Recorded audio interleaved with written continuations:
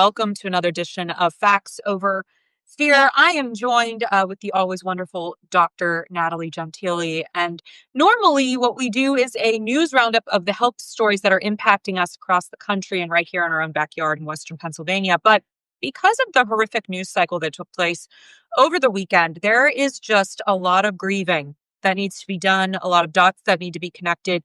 And so we wanted to hold space today for anybody who wants to share how they are feeling, having witnessed so much brutality and senseless violence over the weekend. Dr. G, we're going to get into some of the specific stories here in just a moment, but I just want to know how you're doing as a family doctor and also as a mother and as a human being, seeing so much senseless gun violence and death happening this weekend. I feel scared. I feel sad. I feel sad for our country.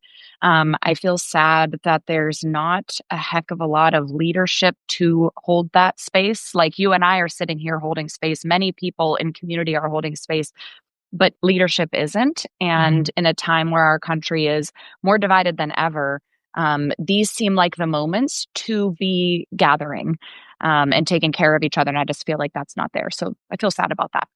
I appreciate that. And I also feel the things that you're feeling. I also feel incredibly angry. I feel like a lot of times you and I are having a lot of conversations on a loop where we're addressing the same issues over and over and over again. And for me, there hasn't been a lot of healing really since the onset of the COVID-19 pandemic around this idea of collective grief and the pain and the trauma that it has continued to cause. And by not addressing it, I feel like we've now just seen layers upon layers of grief building and building.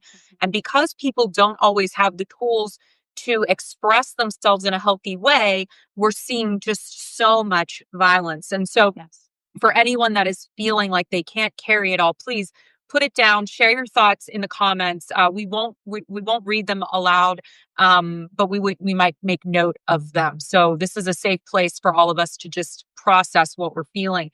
So let's talk a little bit about what is sort of causing some of this collective grief to arise out of us.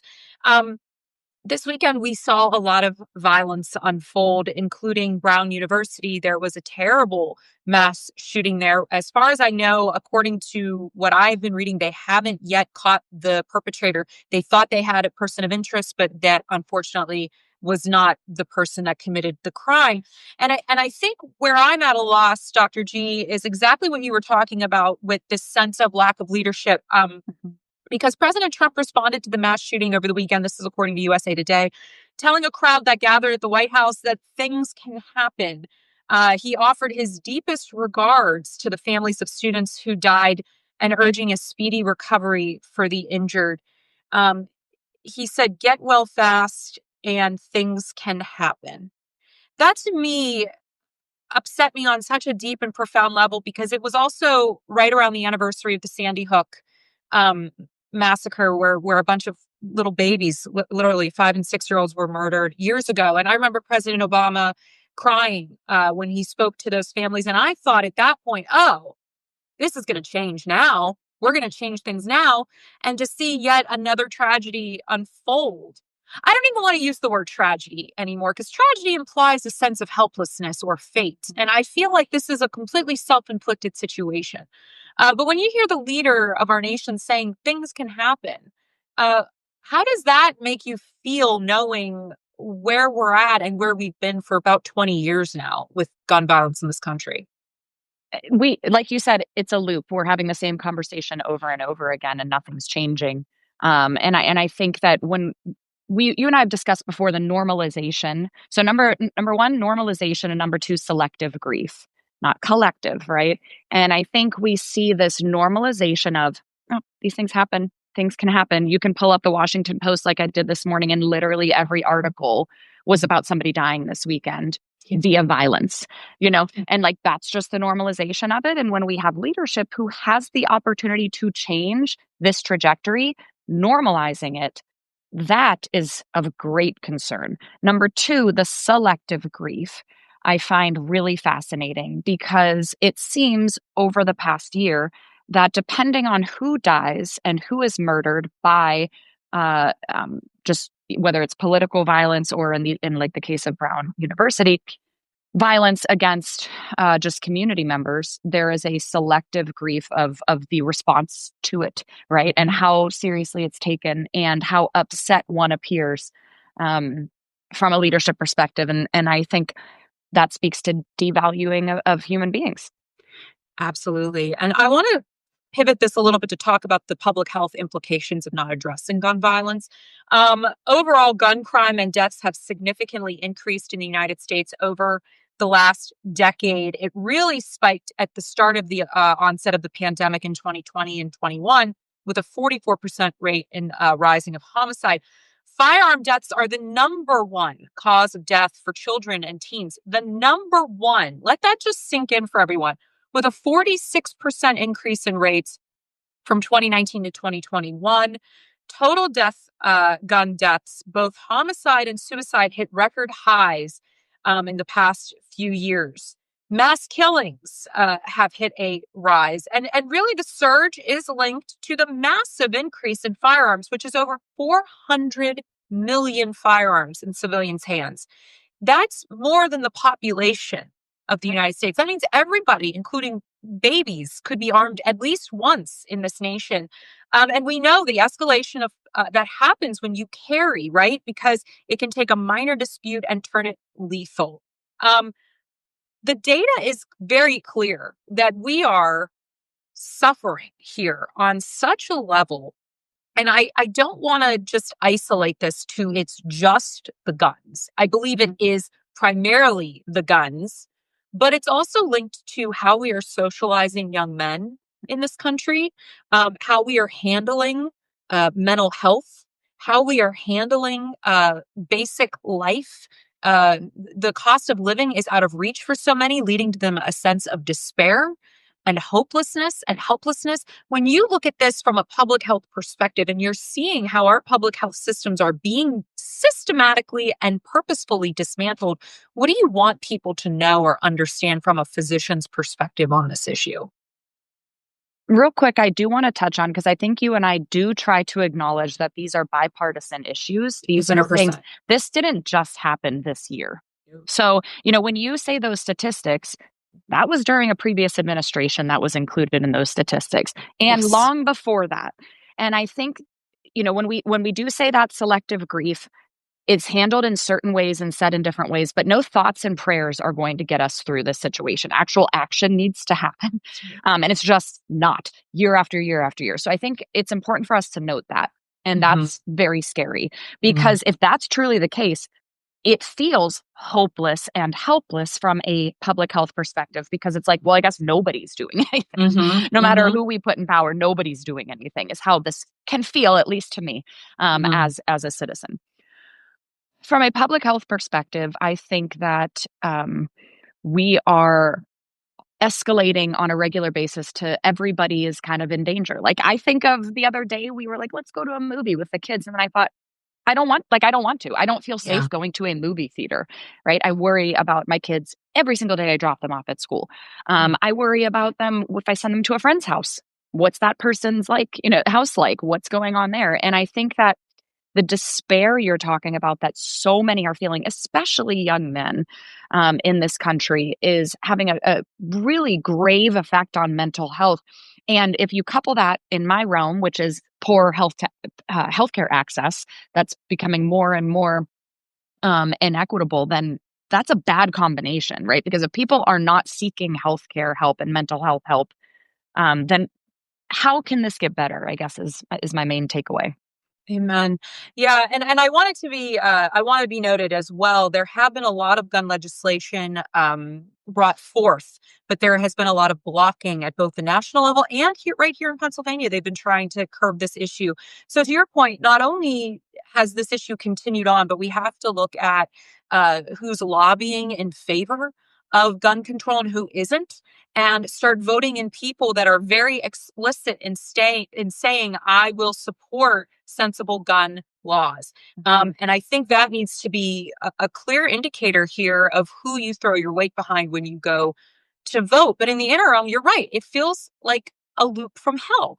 And to continue that thread, Dr. G, gun violence is not just an American issue. It's an issue all over the world.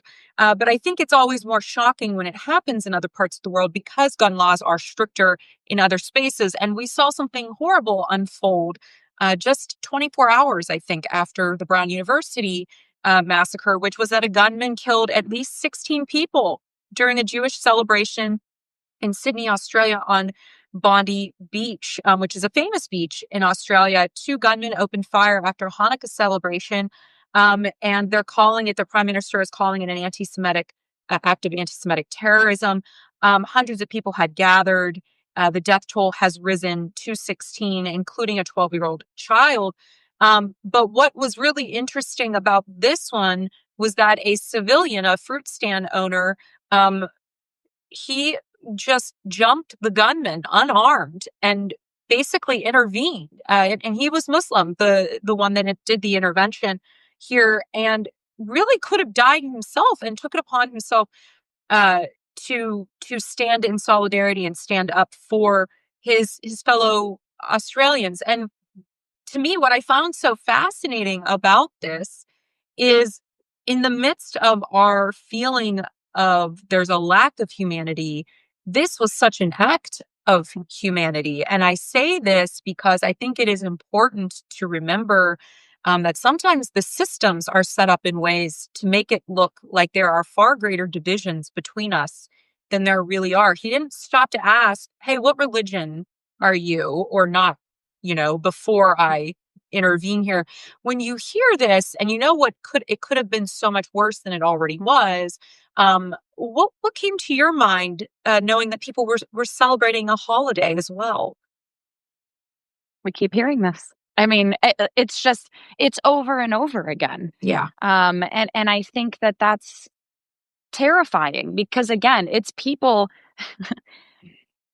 If a lot of the concern around gun violence is this is my right, it's also someone's right to practice their religion, right? Mhm. And to celebrate their religion. And these were people who were practicing their rights Yeah. and we're victims of an act of terrorism. And it's like, I, I think it's beautiful that someone intervened and jumped in, and that's incredible act of humanity. Yeah. I do not see things like that.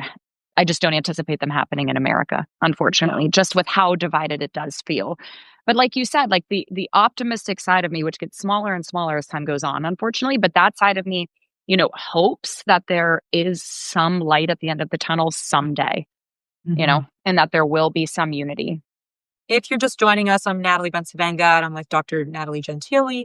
We're just holding space today for collective grief. This weekend was really heavy with the news cycle, even more so than it has been, and there was just a lot of violence. And so we're really talking about these articles not necessarily to break news, but to try to dissect it from a humanistic perspective, so we can find some way to understand where we go from here. Words matter.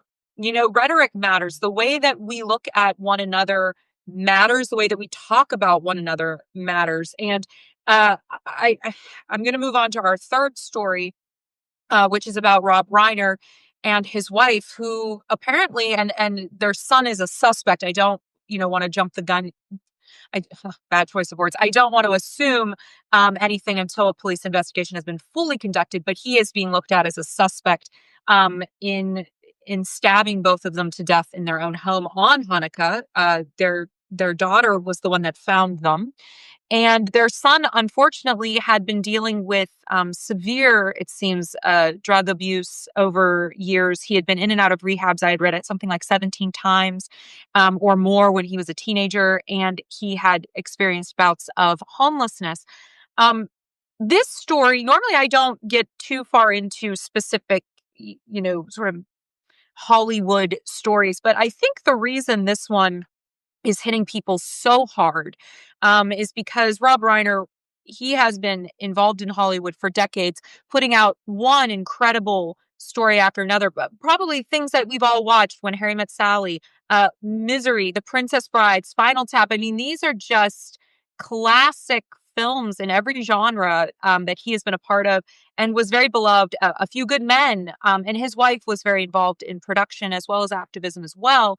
And he was very much a vocal critic of what was happening to our democracy. And when I talk about words matter, What concerns me here is President Trump went on Truth Social this morning and spoke about Reiner, saying that maybe if he hadn't had Trump derangement syndrome and had been a little nicer to Trump, he would basically still be here. What I don't even have words to describe how I felt when I read that, other than my heart just sort of fell into my stomach, because it just seemed so cruel and unnecessary and so uncalled for. And this is what is worrying me, is that the people in charge continue to put things out there like this, that undermines our sense of collective humanity. You are allowed to criticize the free leader of the world. We did it when Biden was in power, and we'll do it when the next president is in power after Trump. So to somehow suggest that he basically deserved what he got because he didn't like me is a very dangerous thing to put out, especially on the heels of two mass shootings, one that is clearly tied to religious hate, and another clearly tied to our gun violence in this country. Dr. G, when you see what's playing out psychologically, what concerns you as people read some of these things that is being put out on Truth Social? Something that's been really top of mind lately is I think the key word here is words matter, like you said, and you Yeah. use the word read. And more people are taking to social media for their news consumption, for their engagement with society. Like that is Mm-hmm. their extent of interaction, and thus are able to hide behind a phone and say whatever they want. Yeah. And I've been seeing an uptick recently in my space around healthcare, a lot of hateful language toward physicians, and hateful, like very scary, honestly, language that I'm seeing in comments on posts, comments on my own posts. And Mm-hmm. I can only extrapolate that if people are kind of feeling that type of hate toward a system that is actually meant to take care of you, what they're actually saying and feeling around politics, a very heated topic and issue. And so I think that the more and more people are allowed to hide behind a screen and hide behind their words, the more they are able to spew and consume hate. And that is toxic for the psyche. That's toxic for the human body, not just from a physiologic perspective. I mean, that type of stress and behavior does Mm-hmm. cause, in the end, changes in your body physiologically, but definitely from the mental health perspective. And then it is thus not a far leap Yeah. for somebody to see a post like what Trump said, and say, yeah, F these guys. Let's Mm-hmm. take the next step and do something to harm others. This Right. is not rocket science, people. This is Right. not rocket science. Like, this is a pipeline that's well established and extremely clear. And why it's not being fixed is terrifying at best and potentially conspiratorial at worst. Yeah. Yeah. I couldn't agree more. And I think it's important, like we talked a little bit about this in the beginning, but I want to touch on this before we wrap up again, is this sense of we have not processed mass trauma and mass death. We just haven't. And we could start talking about that with all of the gun violence that we've experienced, one mass shooting after another, after another, after another. This starts to numb you. And then the fact that we've had COVID raging now for years with no end in sight, no mitigations put in place, and we're seeing the lack of collective grief response after almost 2 million people have died and millions more have been debilitated. There has been no president during that interim that has established a day to grieve. And at this point, we all know someone that either died, or we know someone that knows someone that died, or we know someone that knows someone that is dealing with long-term implications of this disease, or we ourselves are.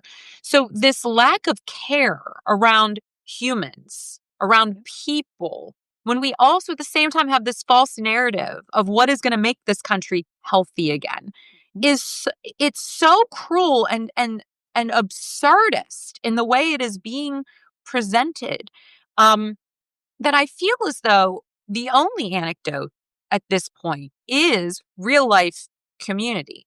And to your point, Dr. G, the more that we isolate from one another, the more that we are fearing the other and fueling those flames, feeding those flames of sort of this disparaging of one another. I think that pushes us further and further away, which creates a situation ripe for violence.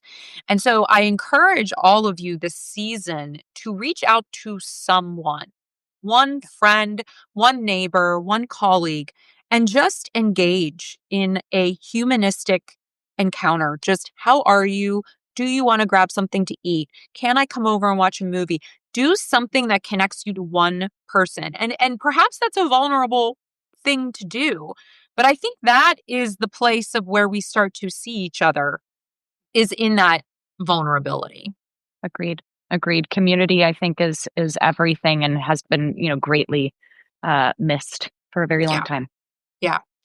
As we wrap this up, I just wanted to say thank you to Dr. Natalie Gentile, as always, for being a part of these conversations and being open and sharing her thoughts. I appreciate everyone that was leaving comments as well below. We will obviously put this up for replay. But Dr. G, as we approach the holidays for so many of us, and as so many people are, going through holidays currently with Hanukkah and other things, what do you want people to understand about mental health around this time of year? Because actually, the holidays can be extremely hard, which is why we see that uptick in a lot of violence right now. Mhm.